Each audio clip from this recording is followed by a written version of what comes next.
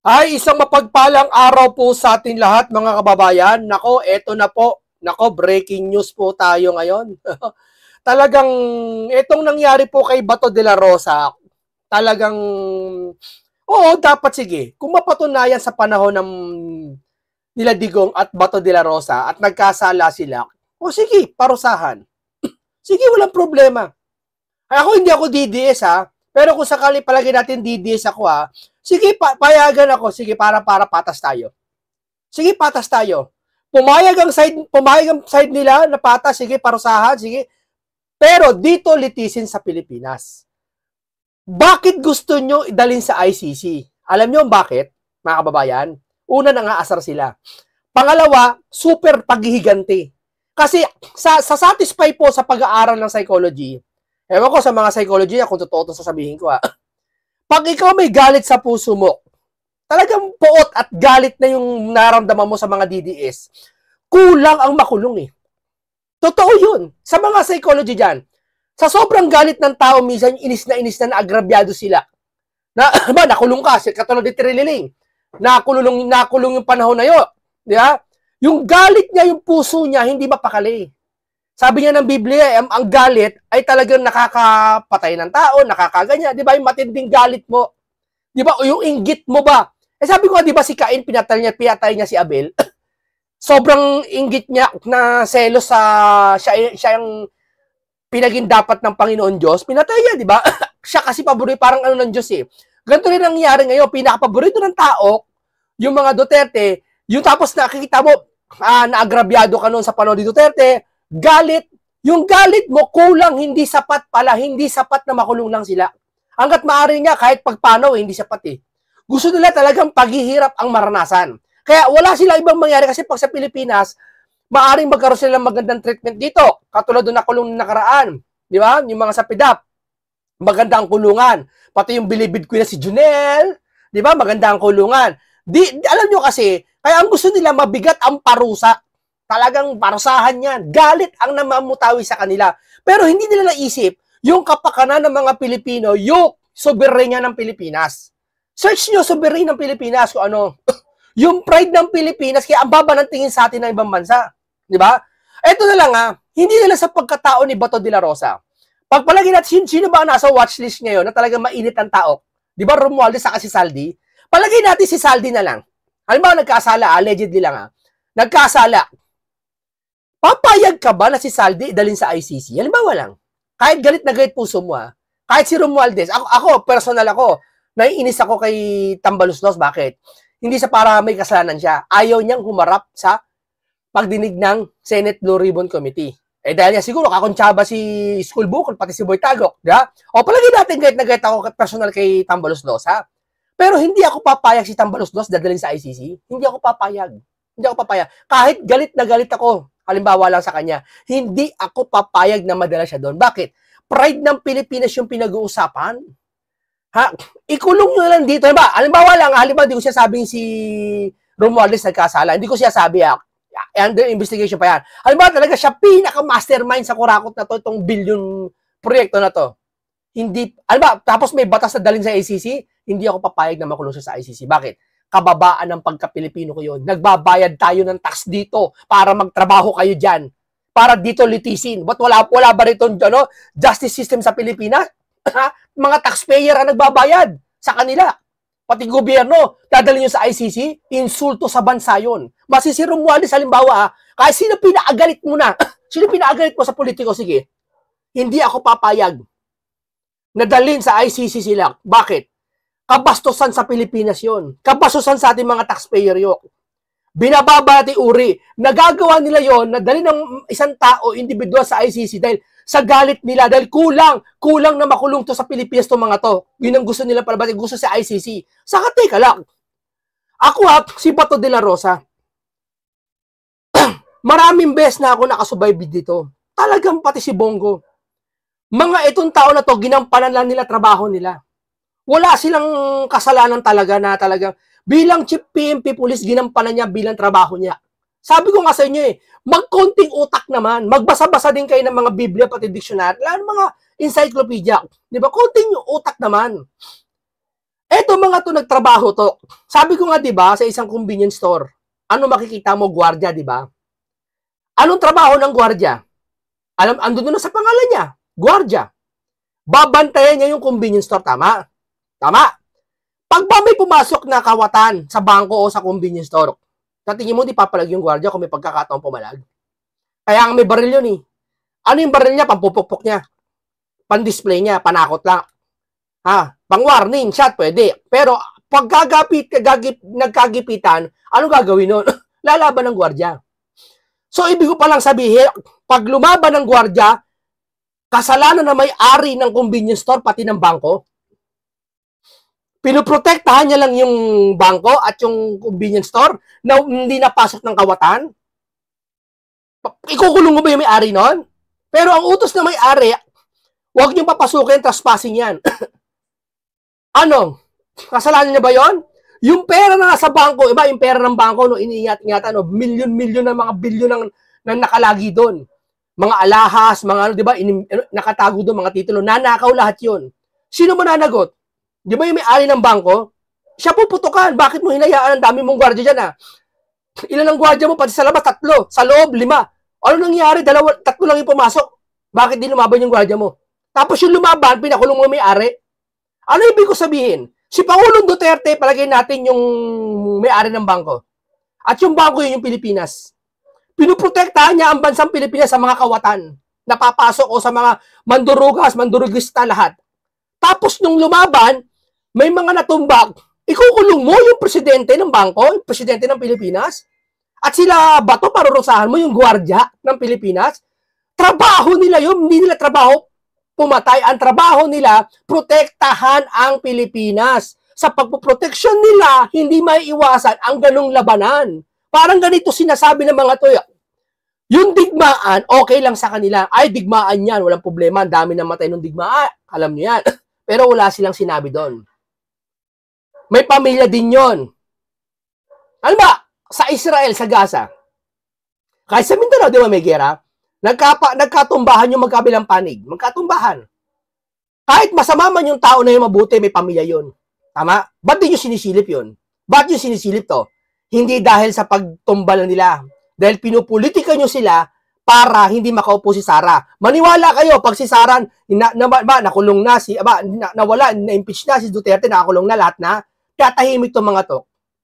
Di ba? Ordinaryo, parang gusto palabasin ng mga to, pag may digmaan, may digmaan na, walang magkakapatayan, kurutan lang, sampalan lang, duraan lang. Sir, paano sir, babarilin na kami. Kahit barilin ka, duraan mo lang. Babarilin ako sir, namatay yung kasama ko, binaril na. Duraan mo pa rin. Huwag papatayin kasi makukulong ka ma-ICC ka Di ba? Ang gera, isang proteksyon niya ng bansa para hindi masakop yung isang may pinaglalaban. Ganon din ang presidente. Pinoprotektahan niya ang bansa niya bilang sa mga kagaya. Hindi maiwasan ng labanan. Kayo naman, mag-isip-isip kayo. Kaya ginampanan lang ni Bato ang kanyang trabaho. So ano ibig ko sabihin mga kababayan? Mga kapwa Pilipino ko, magising na po tayo. Huwag tayo pumayag na yurakan ng dangal ng kasarian ng ating bayan sa ating sariling hudikatura. Alam mo siya sabi ng mga comment dito, mag-isa na lang daw siya. Mag-isa ka, Jimmy Bondok. Ano sabi? Wala kasi kayong galang sa Pilipinas. Lalo na ibang dilawan dyan. Wala kayong gala. Diba? Wala kayong respeto dito sa bayan natin. Sa bagay, sumisigaw kayo sumisigaw sila ng transparency. Sumisigaw sila, panagutin mga nangungurakot, panagutin mga nangungurakot, panagutin mga nangungurakot. Pero yung iimbestigahan ni Senator Rodante Marcoleta at mga individual, ayaw nila. Babasagin nila si Senator Rodante Marcoleta. Kesyo kakampi daw ni Gotesa, kesyo scripted daw ni Diskaya. Ayaw nila. Pero pagkatapos sisigawan naman sila, panagutin ang mga kurakot, panagutin ang mga kurakot. Tanungin mo sa interview, ano po ba nyo? Ganun po siya. Gusto namin transparency. Sino yung ganun? Gusto namin transparency, panagutin ang mga, yung mga kurakot. Tanungin mo, payag ka ba, sir? Payag ka ba, sir? Pag may tumindig na isang tao na ipaglalaban, papayag kami basta may tumindig. Tumindig si Senator Marcoleta. Ayaw nila kasi yun. Kahit yung pagtindig ni Senator Marcoleta, tama ang direksyon. Ayaw nila kasi galit sila kay Marcoleta.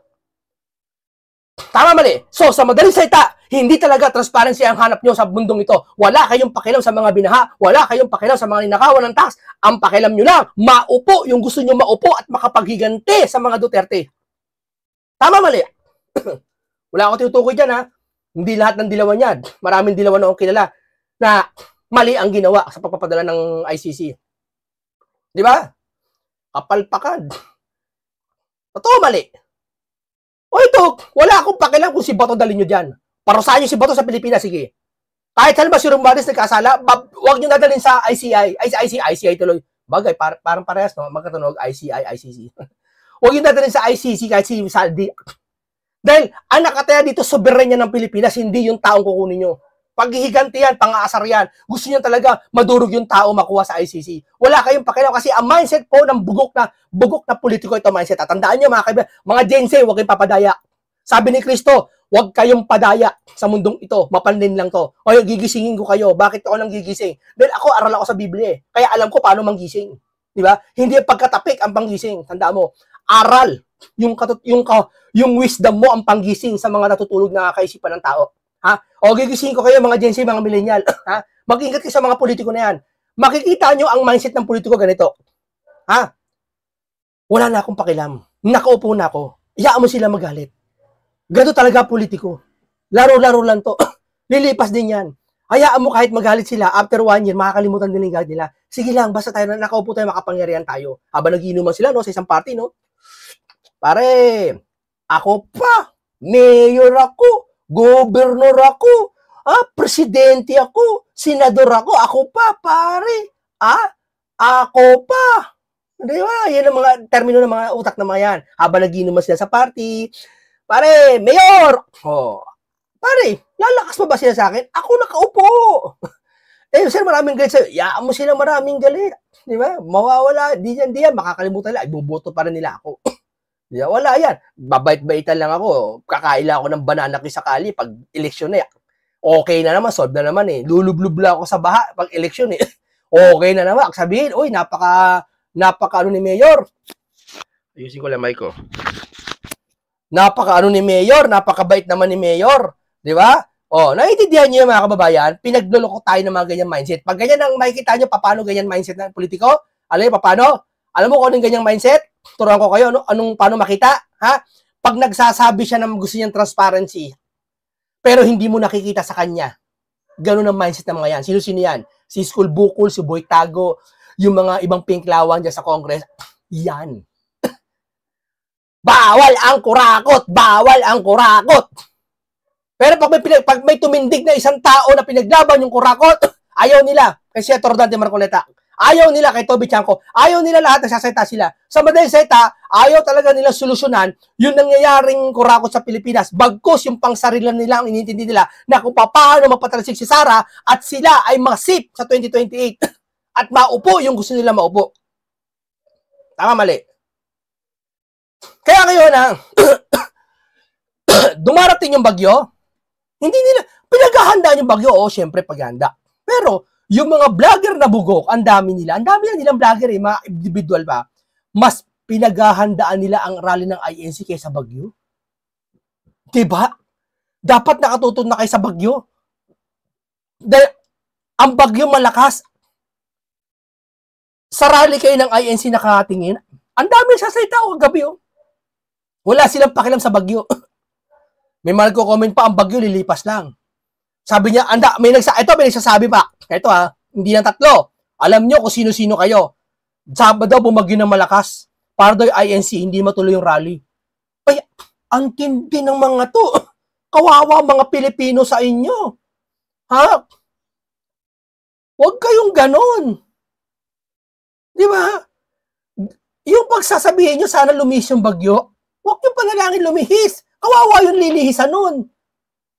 Di ba? Sabi nyo, mawala yung bagyo or bumagyo man, Panginoon, ikaw na bahala sa amin.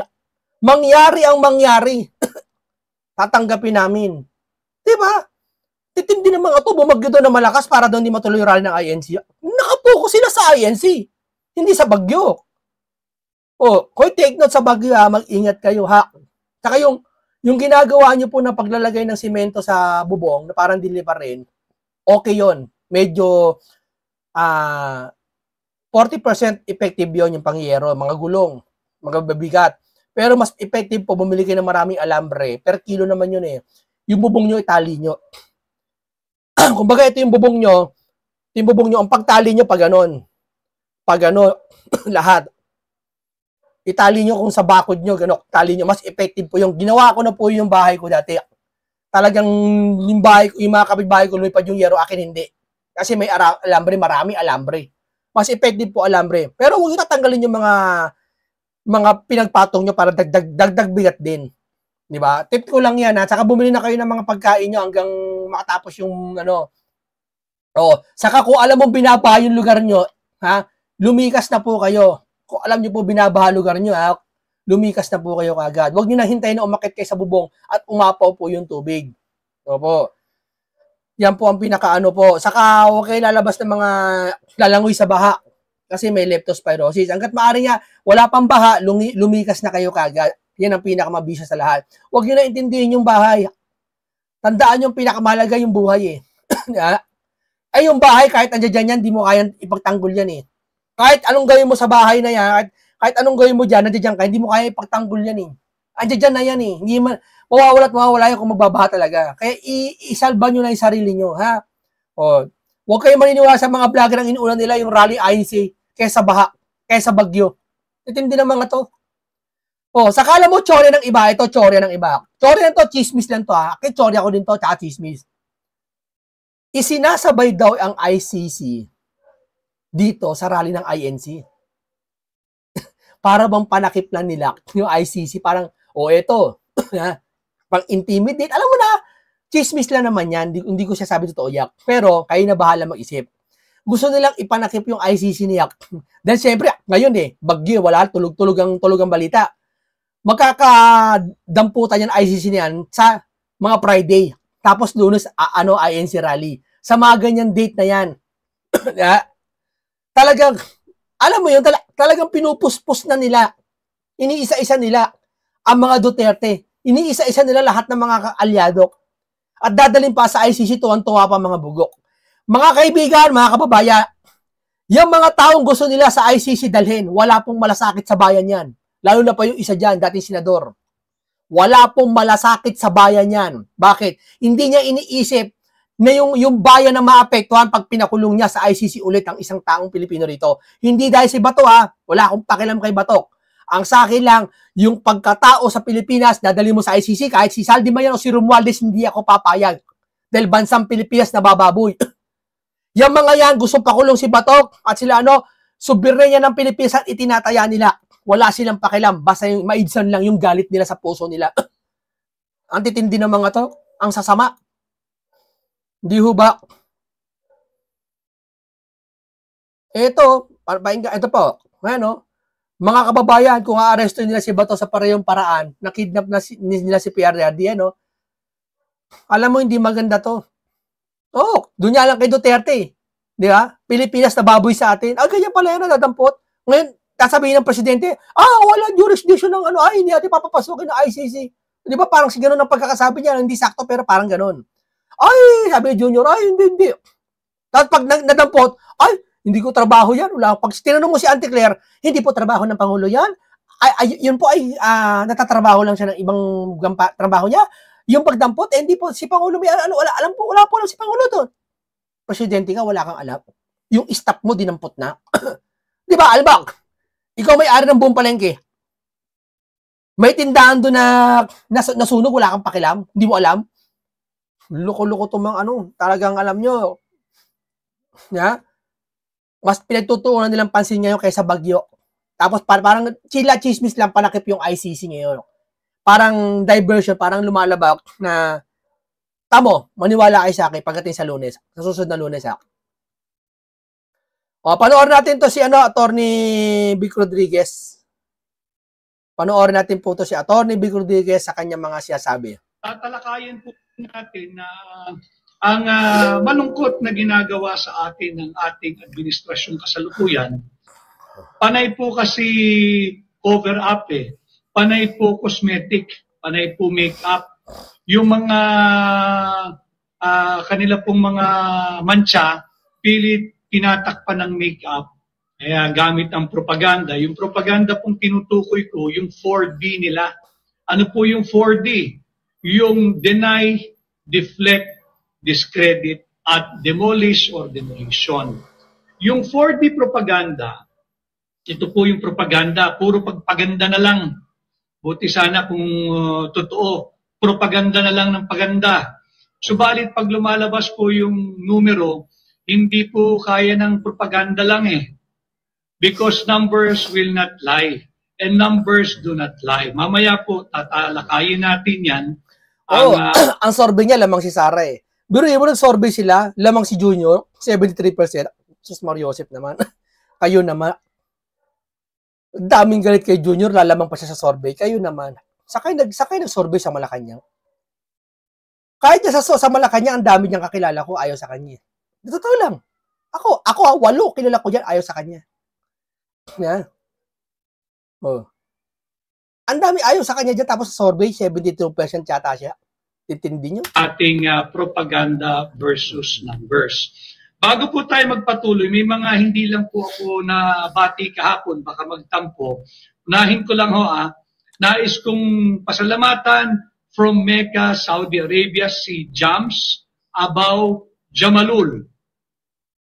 At from Cordova, Cebu, still struggling, Filda Nicasio. Mabuhay ka, Filda, at tatanggapin mo ang aking pakikisa sa inyong struggle na dinadaanan ngayon dyan. Sa Iligan City, si Luna Salud. Sa Paris, France, si Beatrice Prudente. From Dubai, si Raymond Paul, 7696. From Norway, si Susan Nordeide. Susan Nordeide from Norway. Kay Rex Mendoza, Catalan. Iniiwas lang po kasi nila ang usapin sa flood control. Ito po. Yan talaga iniiwas nila. Okay, pagtanggol nyo. Hindi to iniiwas nyo. Ang babadoy nyo. Talagang alam nila, binabakbakan nila si Marcoleta. Hindi nyo mababakbakan si Marcoleta. Handaan nyo yan. Yung reaksyon niya kahapon. Matutuloy na ang rally ng INC. Ha? Nag-announce talaga sila official. Yan. Talagang yung rally yung gagawin ng INC, kasaysayan po yak na magaganap dyan. Talagang history po yan. Yung nakita nyo rally sa Rally for Peace, hindi natin alam, ito buong INC sa Luzon Lac, hindi kasama Marinduque at Mindoro yata, at Palawan. Doon pala sa Bante Norte, dadalo ang INC. Tandaan nyo, hindi ba dadalo ang Visayas dyan, pati Mindanao? Palawan lang, napakaraming INC. Napakadaming INC sa buong Pilipinas po. Yung dumalo lang ng rally, nung Rally for Peace, 1/4 lang yun ang Luzon. Wala pa yung Visayas dyan. Tandaan yan.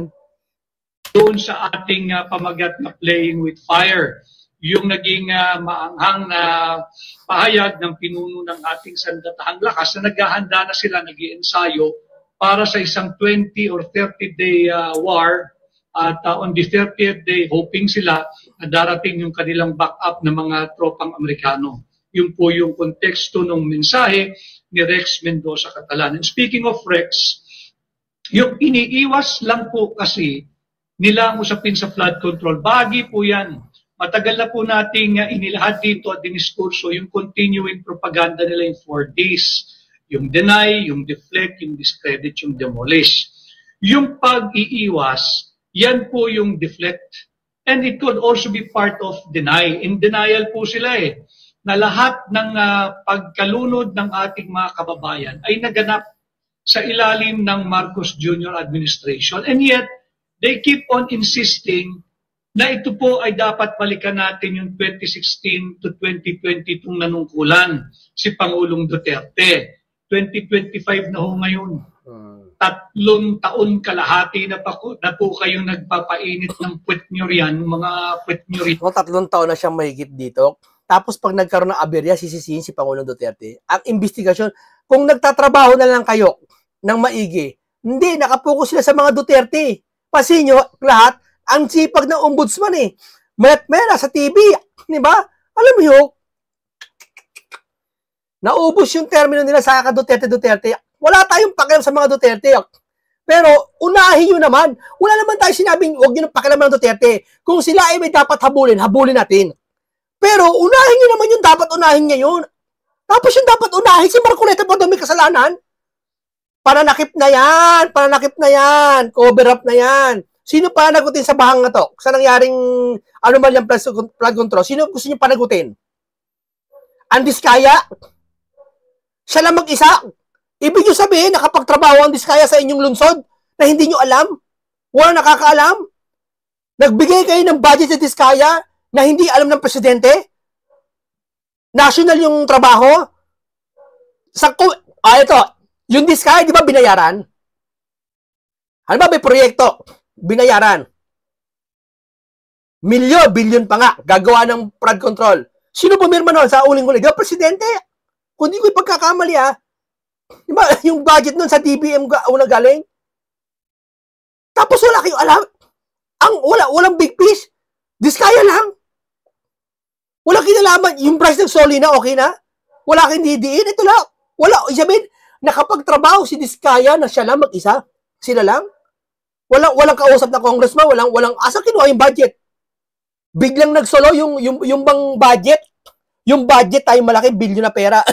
Siguro kung bilyon, isang truck yun. Naglakad yun, mapunta kay Diskaya. Tapos nagset tayong pera. O, kunin mo na kami, Diskaya, kasi gumawa ka ng tulay. Ganon, walang tao. Antitindi nyo. Yan. Hindi nyo na pwedeng itanggi ang pananagutan. Ano?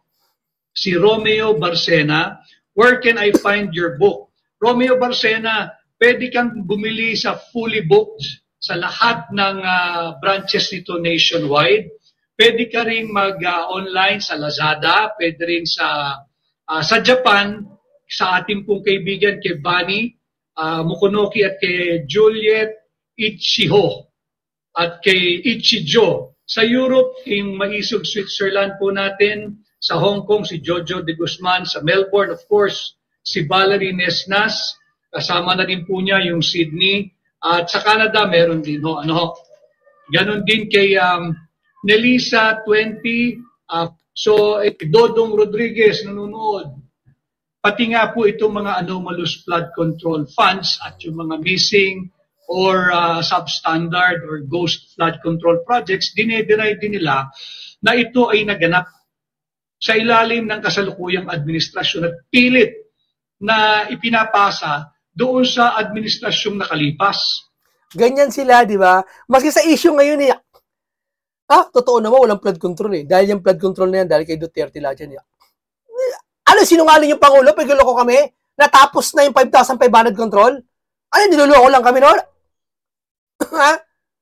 Pambihira naman,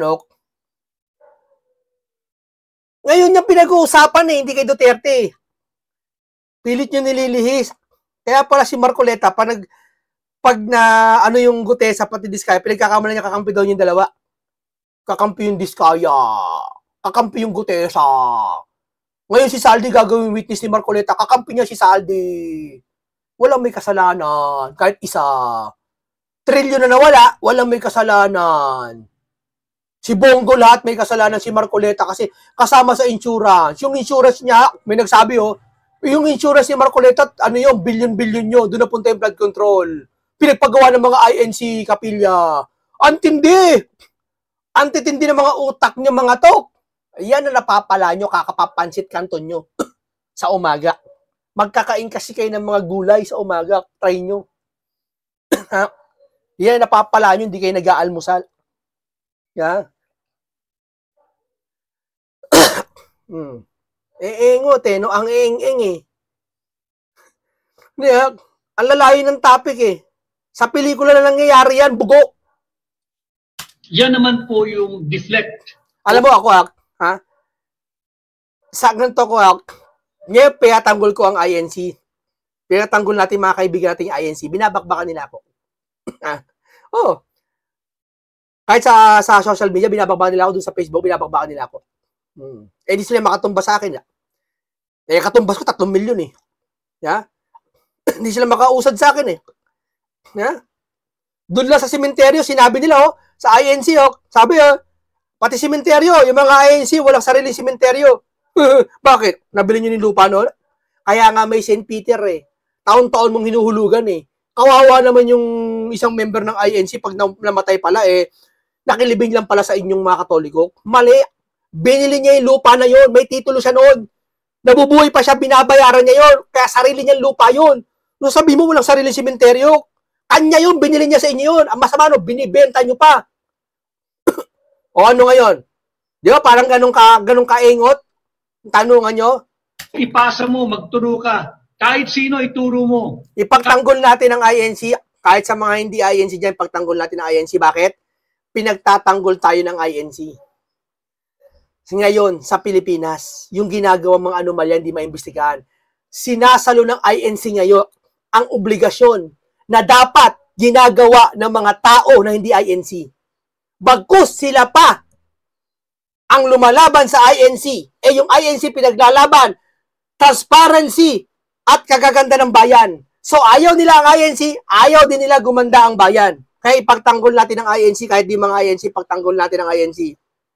Kahit sino, throw him, throw her, throw them under the bus. Wag lang ang kasalukuyang administrasyon. At bahagi po dyan ang mainstream media. Tingnan ninyo yung mainstream media. Kontrolado at pilit magaganda lang ang linalabas. Wala tayong problema ron. Lahat tayo ay ambassador ng ating bansa.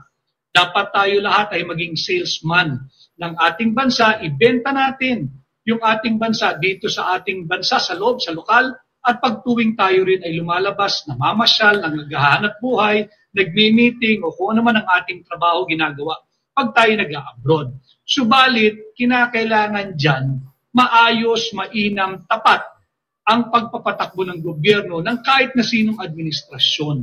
Yun ho ang problema ngayon, panay propaganda. At kapag hindi na po nila kayang i-deny at hindi rin umuubra yung discredit, ang deflect, ginagawa po nila, discredit mo. I-discredit mo yung social media site. I-take down mo. Pag hindi nila talo na sila, sisira si Marcoleta, Sal-en kamo, mas malaki yung ginastos sa Sal-en, kakampi si Gutesa, lahat. Pati INC, may utang sa ganyan, may INC na umurakot. Yan ano sila, yan sila. Pag hindi nila kaya, lalo na, hindi na natin kaya. Isisi mo sa mga Duterte, ganyan kayo talaga mga didilis, mga ganyan didilis. Sir, bakit? Hindi mga didilis kalaban natin. Ano? Ang dami nila sir, pero hindi sila didilis. Hindi sila didilis. Patay.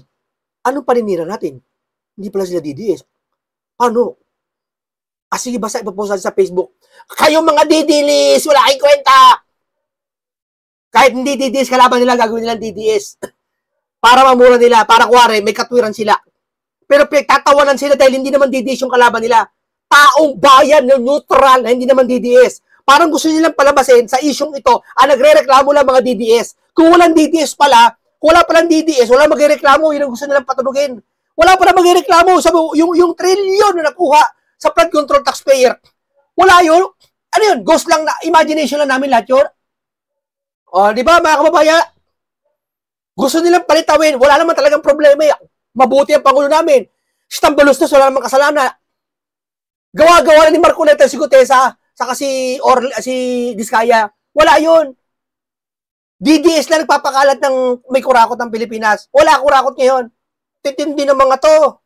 Wala kasi kayo masisi, mga DDS lang. Gusto nyo. Puro mga DDS lang gusto nyo sisihin. Kasi doon lang yung kaya nyo. Pero pag hindi na DDS yung kalaban nyo, ginagawa nyo pa rin DDS yung mga yon. Checkmate kayo sa akin. Facebook page, i-take down mo yung YouTube for violation of community standards. Marami po silang ginagawang kung ano-anong pampabraso pag hindi na talaga kaya. At pagkasukdulan na, sasabihin nila fake news. That is their way of discrediting. Ang gusto nila, yung mga salitang namumutawi lamang mula sa kanilang bibig, yan lamang ang gospel truth. yun nga ang punong-puno ng kasinungalingan. Kaya i-discredit to nila yung mga katulad ko, yung independent content creator. Pagka hindi na nila kaya, i-discredit mo. Sabihin mo, fake news yan. Or papasukin mo yung trolls mo. Yung mga trolls, ang dami niyan. 1,000-libo yak. Magkasabi, uy, ang bait ni Junior, uy, ang bait ni Lacson, uy, ang ganyan. Walang kwenta si Marcoleta, imbestiga si Marcoleta, yung SALN, yung relihiyon niya, yung ano niya, yung insurance niya kay Diskaya, kay Gutesa, ang dami sinasabi. Di ba? Checkmate na kayo. But then again, yung trolls you're all welcome to visit my page, to engage, and thank you for always watching. Ibig sabihin, interesado din kayong matuto. Naintindihan ko naman trabaho lang yung sa inyo, ayaw nyo magbanat ng buto, gusto nyo madaling pera, kagaya ng mga amo ninyo, so troll na lang kayo. But just the same, Pilipino kayo, ginagalang ko, yung inyong... Basta pag may nag-comment po, ito isipin nyo, tignan nyo yung account niya. Pag konti lang friend, fake account yan. Computerized lang gumagana dyan. Pag marami naman friend, at nag-comment ng kuwari nahawa lang sa troll yon. Pero hindi niya alam ang issue kung ano talaga nangyayari. Pagpapahayag, kahit ako hindi sang-ayon, yan naman ang diwa ng demokrasya. And finally, pagka talagang walang-wala na, demolish. I-demolish mo. I-demolish mo lahat ng iyong kritiko. I-demolish mo yung feeling mo ay mga political figure or figures na hindi sang-ayon sa iyo at kritikal sa maling pamamahalakad ng kasalukuyang administrasyon. Subalit, lumabas na po ang numero. Ang ating pong GDP ngayong third quarter ay 4% na lamang. Bumaba po ito mula sa second quarter GDP na nasa 5.5 po tayo nung second quarter. Ngayong third quarter, naging na lamang po tayo, 4%. Bakit? Dito po sa ating pahina, Totoong Balita, and we always make the proper attribution. Yung GDP na bago po tayo magbanggit ng mga further numero, yung GDP, ibig pong sabihin nito yung gross domestic product. Ito po ay salamin ng kasalukuyang estado o sigla ng yung pangkalahatan, general condition or general health or pangkalahatang kalusugan ng ating ekonomiya. Isinasagisag ng GDP o yung gross domestic product o yung bilang ng produkto na nalikha, yung produksyong nagawa sa loob ng 3 buwan. Ito nga pong third quarter GDP o di kaya yung serbisyong na nangyari o yung mga trabaho o yung serbisyong nalikha, bunsad ng ating economic activity. Ngayon po, ito'y 4% lamang. Bumaba po ng 1.5% or 1.1% mula po nung second quarter. Sabi po, I will mention the source, yung ay sa base po ito, check nyo po yung kanilang website, yung wealthinsights.ph. I think this is the website of affiliate of Metrobank also, yung wealthinsights.ph. Meron po sila dyan, kinote nila ang director po ito, director ng Ateneo Center for Research and Development. Ang pangalan po niya si Ginoong Sir Percival K. Peña Reyes. According to the director of Ateneo Center for Research and Development, and I quote, investors' confidence has been shaken. Period. Hindi lamang po yung investors' confidence. Yung kumpiyansa ng sambayan ng Pilipino, hindi lamang po nayanig.